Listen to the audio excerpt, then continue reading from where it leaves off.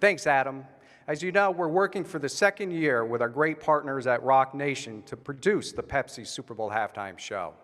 Rock drafted Jesse Collins to be one of the executive producers. He's with us today, and we'll say a few words in a moment. He's working for the NFL for the first time.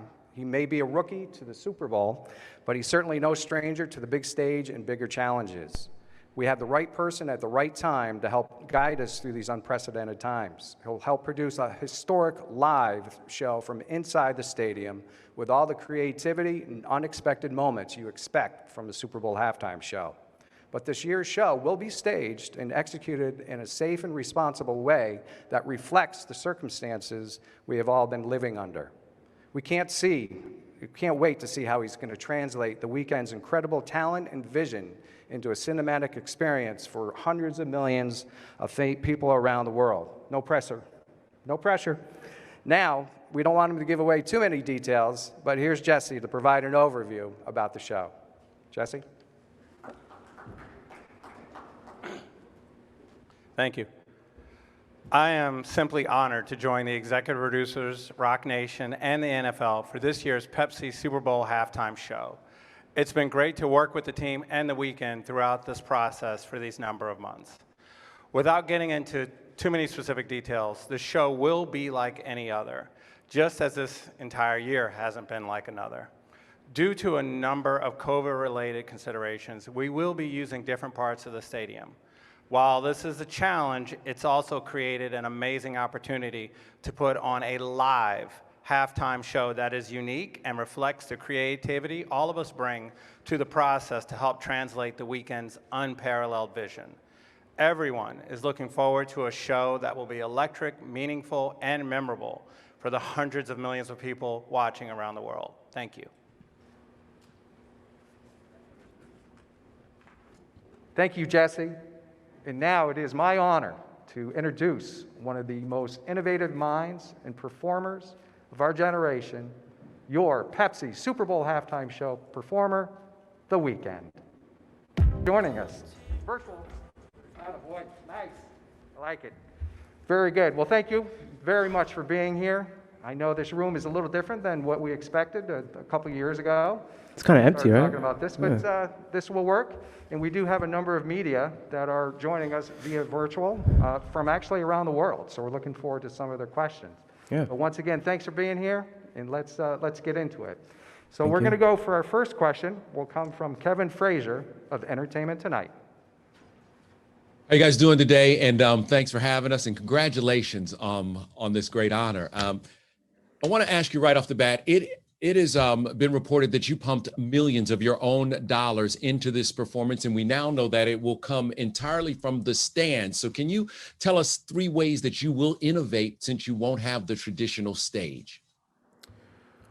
Well, due to the COVID and for the safety of the players and the workers, we kind of built the stage within the stadium. And we're also using the field as well, but we wanted to kind of do something that we've never done before. And yeah, so we built the stage in the stadium, but I'm not going to tell you anything else because you'd have to watch on Sunday. Yeah. We know Kevin will be. I'll be watching. Kevin. Thanks, Brian. Appreciate it. Next question. Let's go to Jem from Variety. Jem? Morning, Abel. My question's a little simpler. In your opinion, what's the greatest Super Bowl halftime performance in history, and why? I don't know what technically the greatest is, but my favorite is definitely Diana Ross, 1996. Have you seen that one? Oh, yeah. Why in particular? She's just so glamorous, and the show just makes me smile, and she has a great exit with the helicopter. She lands in the middle of the field, grabs onto it, and flies out into the clouds. It's like, I wish I could have done that. I wish I thought of it, to be honest. We still have time. Do we? Still have time. We could work it, but no. I don't think I have enough money to do it, to be honest. I think that was a fantastic. Arizona, Dallas, Pittsburgh, yeah. Diana Ross leaving from a helicopter. Classic. But I think we know what you're going to end up doing, and it's going to be a great show inside the stadium, but then also for our fans at home. So Thank you. I know I can't wait. Appreciate Let's it. stay here locally for our next question. It's going to come from the Tampa Bay Times. Sharon Kennedy Wynn. There you go. Hello there. Welcome to Tampa. I know you've had 3 shows in Tampa over the last almost about 5 or 8 years, all really cinematic and really well reviewed. It was hugely popular. I'm kind of wondering if you have some memories of having been here. And I know you got an unusual stadium. You're the only stadium with a pirate ship in it. I'm wondering if there's some features of this ship or in this town that you're incorporating into your show. Yeah, that ship is so iconic. We're incorporating it just a little bit, but again, you'd have to watch it on Sunday. I think to answer your first question about my shows in Tampa, the crowd here is insane. I mean, they don't sing the lyrics back; they scream it back at you. It's such an experience. I love Tampa. There's a lot of connections between Canadians and Tampa. The Toronto Blue Jays have been spring training here since 1977. Oh, nice. I think the Raptors too, right? Yep, and we just got the Raptors. You have a lot of connections, so. Good. I feel at home. Thank you, Sharon. Good to see you. Next question, let's go to Access Hollywood, Zuri Hall. Hi, how you doing? Congratulations on the halftime performance. Thank you. He hasn't done it yet. Oh, he's going to kill it, though. That's what we know for sure. So we'll be tuned in Sunday for that. But I'm curious to know, what would you tell your 17-year-old self who left home, moved into a small apartment with a friend? Eventually that young Abel was going to become the Super Bowl halftime star. You've accomplished so much. What would you tell that kid? Don't quit. Just don't quit. And there were times where it was easy to quit, but Yeah. I would tell him to just keep going. Do you think young Abel would believe you when you told him where you'd be today? I hope so. He was pretty hard-headed. A little stubborn. Okay. Congratulations. Thank you. Thank you, Zuri. Let's go next to Complex and Weiss Armesh.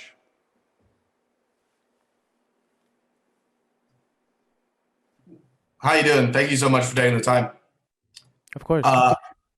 Yeah, we wanted to ask, since you booked the gig, has there been any previous halftime shows that you've watched or that you either look up to or stand out to you? Again, Diana Ross is my favorite performance, so I watched hers over and over again. It's mainly her, yeah. I mean, I loved Prince's, obviously. Michael Jackson, Beyonce. I mean, they're all amazing, but Diana Ross is definitely my favorite performance.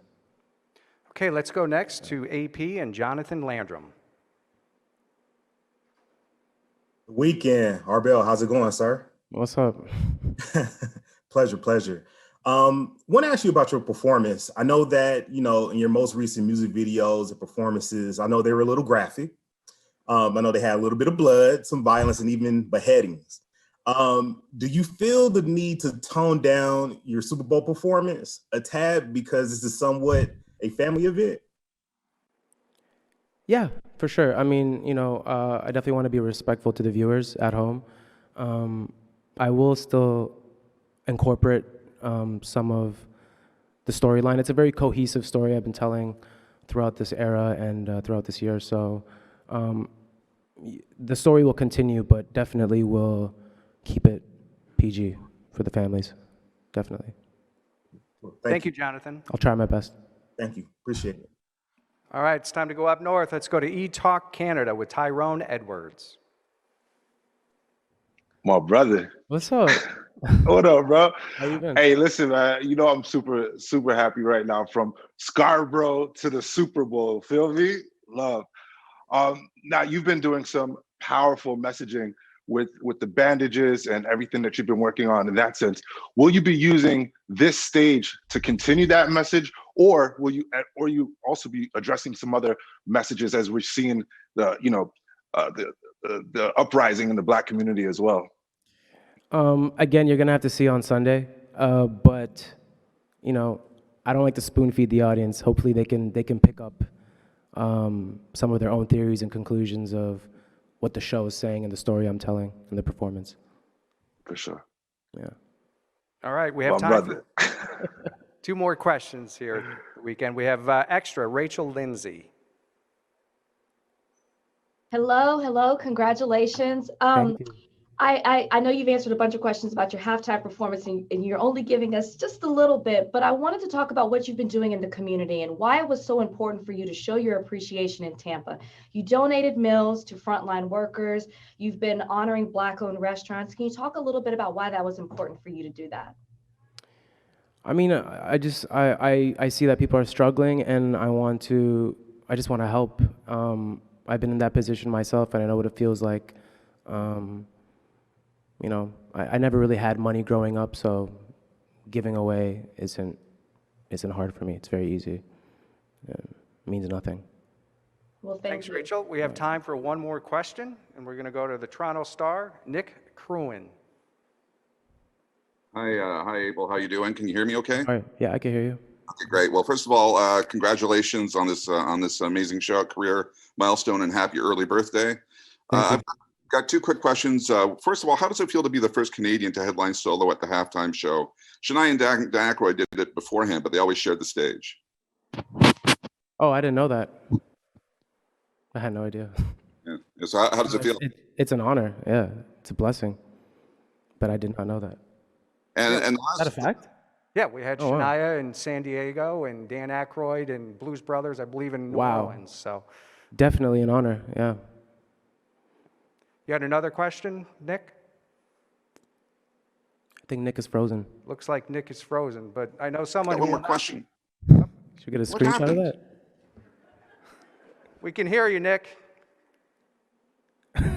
Well, it looks like he is indeed frozen, but we know you will not be frozen on Sunday when we get to the Pepsi Super Bowl 50. It is cold, though, in Tampa. I did not expect that. It is a little cold. I think on freezing. game day, we're just like the rest of the year, we're going to have a lot of fun. Yep. We're going to play through the weather. It's football, so we play in any type of weather. But we do want to thank you on behalf of the National Football League and Pepsi for all the work you've done. Thank We you. saw you drive up to the press conference in your car, just like in your commercial. That was a neat touch, so we do appreciate that. Thank you. I don't think you'll be driving like that on Super Bowl Sunday. No. I would hope we're going to have someone drive you. For sure. But we are looking forward to seeing you, and we want to say thank you very much.